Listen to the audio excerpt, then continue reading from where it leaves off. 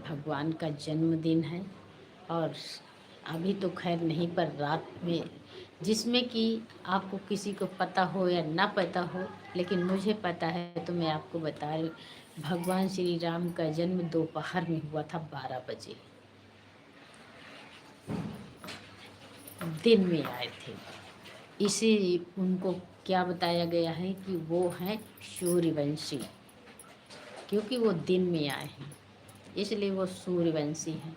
जब दोबारा भगवान ने जन्म लिया तो कृष्ण बन कर के जन्म लिया, और वो आधी रात को आए रात में, तभी उनको वंशित चंद्रवंशी कहा जाता है। वो चांद की रोशनी में आए, ये सूर्य की रोशनी में आए, तो इसी से उनको चंद्रवंशी कहलाए, और उनको श्री राम को सूर्यवंशी कहा।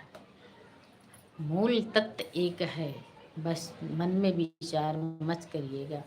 भगवान एक है, रूप अनेक है, वो अपनी लीला दिखाते रहते हैं। भगवान हमारे पास भी बैठे, हम बैठे हैं, भगवान हमारे पास भी बैठे हैं, लेकिन कहाँ बैठे किसी को दिखता है। जैसे एक एग्जाम्पल देते हैं कि जैसे आपने दूध है, दूध में घी है क्या? नहीं। माखन है? नहीं। तो जब दूध में आपको घी और मक्खन नहीं दिखता है, तो तुम्हें बताइए भगवान कैसे दिख जाएंगे? जब तुम्हें साक्षात दिखने वाली चीज़ में नहीं दिख रहा, तो वो तो निराकार है, उसको कैसे आप दिख पाएंगे? लेकिन उसके लिए एक प्रोसेस है। उसको गरम करिए, गरम करके उसको जमाइए, जमा के बाद फिर वो खट्टापन आ जाता है। खट्टापन से ये होता है कि मक्खन छोड़ देता है, उसको मंथन करके। इसीलिए भगवान के पाने के लिए दिमाग का मंथन कीजिएगा। मंथन सब में करना है, बिना मंथन किए कुछ भी नहीं। उसका मंथन करना, मंथन के बाद उसके जो ऊपर आ जाए, मतलब कि कहते हैं जो संसार को छोड़ दे, भगवान की तरफ आ जाए, वही इंसान भगवान की तरफ साक्षात भगवान के दर्शन कर सकता है।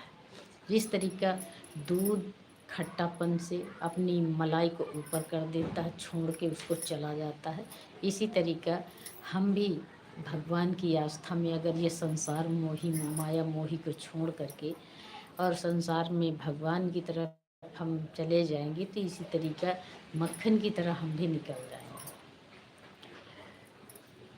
और फिर इसके बाद हम प्रोसेस अपना जारी रखेंगे, उसको निकाल के रखेंगे, उसको बर्तन में डाल करके आग जला के गर्म करेंगे। गर्म करने के बाद फिर देखिएगा, है तो सब मिक्स, फिर भी वो अपनी तपन से, तपन का मतलब जब हम जैसे जंगल में बैठे तपस्या करते हैं, ये बहुत समय से हम लंबा समय से पूजा याचना करते हैं, हमें सफलता नहीं मिलती, तो इसी तरीका इसको तपन कहते हैं। जैसे मक्खन को तपाया जाता है, तपाने के बाद ही घी निकलता है, ऐसे आप नहीं निकालते हैं।